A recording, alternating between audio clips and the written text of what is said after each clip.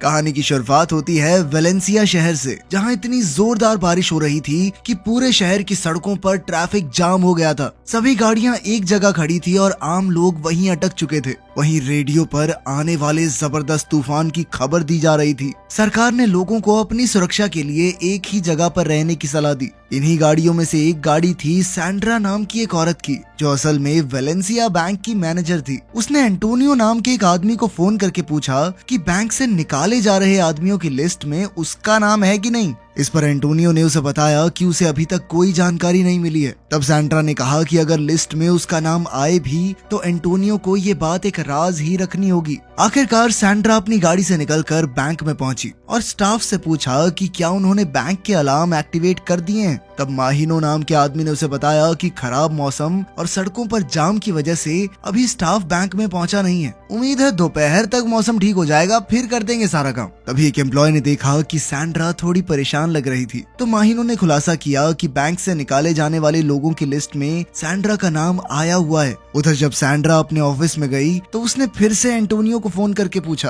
तब उसे पता चला कि उसका नाम सच में इस लिस्ट में आ चुका है, यानी उसकी नौकरी जाना तय है। ये सुनकर सैंड्रा काफी ज्यादा निराश हो गई। उसी समय अचानक हथियार बंद गैंगस्टर्स ने बैंक पर हमला बोल दिया। उनमें से कुछ ने बम वाली जैकेट भी पहनी हुई थी और जल्द ही उन्होंने सभी ऑफिसर्स को अपनी बंदूक से डरा दिया। वहीं दूसरी ओर सैंड्रा इस वक्त अपने ऑफिस में अपने रिश्तेदार वॉकन से बात कर रही थी। उसने वॉकन से मदद मांगी ताकि उसे नौकरी से ना निकाला जाए, मगर वॉकन ने उसे साफ कह दिया कि इसमें वो कुछ नहीं कर सकता। उसी समय अचानक गैलेगो नाम का गुंडा अपने साथी जैक के साथ उसके ऑफिस में घुस गया और उन्होंने सैंड्रा के हाथ पैर बांधकर उसे बंदी बना लिया। इसके बाद वो अपने औजारों की मदद से बैंक की तिजोरी तोड़कर उसमें से पैसे चुराने की कोशिश में जुट गए। इसी के साथ उन्होंने जमीन में एक सुरंग भी बनानी शुरू कर दी, जिसके जरिए वो लूट का सारा माल बैंक से बाहर ले जाने वाले थे। वहीं दूसरी ओर गैंग का लीडर यूरुग्वायो बैंक के सभी लोगों को अपने इशारों पर नचा रहा था ताकि बैंक के बाहर किसी को भी इस डकैती की भनक न लगे। मगर तभी अचानक उसे एहसास हुआ कि एक आदमी ने ऑफिस का अलार्म बटन दबा दिया था।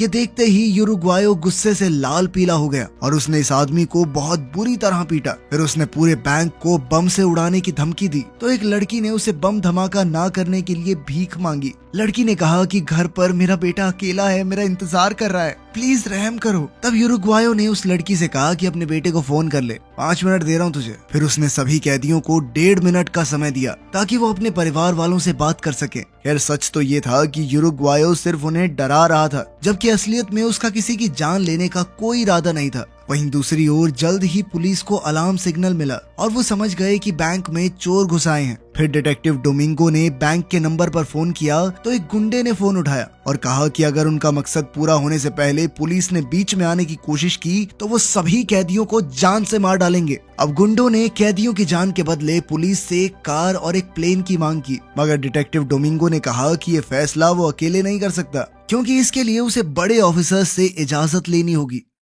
खैर बाद में गैलेगो ने अपने बॉस को बताया कि यहाँ से भागने के लिए जो सुरंग उन्होंने बनाई थी वो जोरदार बारिश की वजह से भर चुकी है। अब उन्होंने आधा घंटा इंतजार करने का फैसला किया ताकि तब तक पानी का स्तर कम हो जाए। इस दौरान सैंड्रा ने गैलेगो को बताया कि उसे नौकरी से निकाला जा रहा है। तब उसने गैलेगो को एक खास तिजोरी लूटने की सलाह दी, क्योंकि उसमें ऐसा खुफिया राज छुपा है जिसके बाहर आते ही उनकी जिंदगी बदल जाएगी। मगर सैंड्रा ने शर्त रखी कि अगर वो पैसों का एक हिस्सा उसे देगा तभी वो उस खास तिजोरी के बारे में बताएगी। वहीं दूसरी ओर हम जोन्स नाम के एक नेता को देखते हैं, जो इस वक्त एक हॉस्पिटल में कोमा में था। उसकी पत्नी मारियाना उसके साथ थी और तभी उसने टीवी पर बैंक में चोरी की खबर देखी। ये देखते ही वो बुरी तरह घबरा गई और उसने तुरंत डिटेक्टिव हुलियो को फोन करके पूछा कि क्या ये खबर सच्ची है। हुलियो ने कहा कि मुझे तो अब तक ऐसी कोई खबर नहीं मिली। खैर मारियाना ने बताया कि इस बैंक में उसके पति जोन्स की एक खास तिजोरी मौजूद है। अगर किसी ने भी वो तिजोरी खोल ली तो जोन्स बहुत बड़ी मुसीबत में पड़ जाएगा।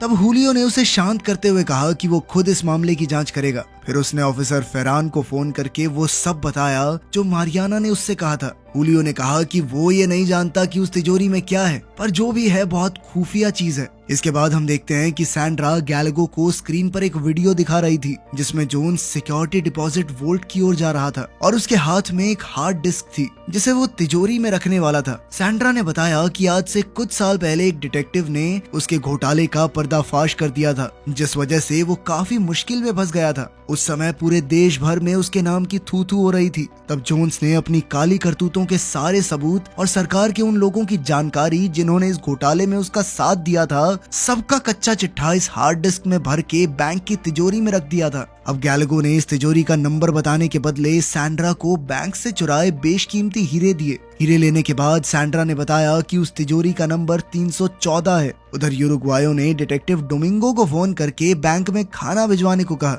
यूरुग्वायो ने यह भी कहा कि खाने में कुछ मिलाने की गलती मत कर देना, क्योंकि पहले इन कैदियों को खिलाऊंगा फिर खुद खाऊंगा, समझा। कुछ समय बाद गैलागो ने देखा कि सुरंग में पानी का स्तर बढ़ने लगा था, इसीलिए उसने तुरंत अपने साथियों से कहा कि उन्हें जल्द से जल्द अपना मिशन पूरा करके यहाँ से निकलना होगा। इधर पुलिस ने बैंक को चारों ओर से घेर लिया था। तब गुंडों ने बैंक में काम करने वाले कुछ लोगों को बॉम्ब्स वाली जैकेट पहनाकर खड़ा कर दिया। उन्होंने धमकी दी कि अगर वो जरा से भी हिले तो बॉम्ब धमाका हो जाएगा। फिर गैलागो उसी जगह पहुंचा जहां सेफ्टी डिपॉजिट बॉक्सेस रखे हुए थे। उसने अपने साथी को बताया कि जोन्स के बॉक्स का नंबर 314 है। ये सुनकर उसके साथी को लगा कि गैलागो उन्हें धोखा दे रहा है, क्योंकि वो यहाँ सिर्फ एक यही बॉक्स चुराने के इरादे से आया था। अब वो बाकी सबको भी यही बताने जा रहा था कि गैलागो यहाँ किसी और मकसद से आया है। कि तभी गैलागो ने उसे समझाया कि इस बॉक्स के बारे में मुझे सैंड्रा ने बताया है। पर फिर भी बाकी की गैंग ने कहा कि इससे पहले कि सुरंग में पानी भर जाए उसे तुरंत सुरंग में जाना होगा।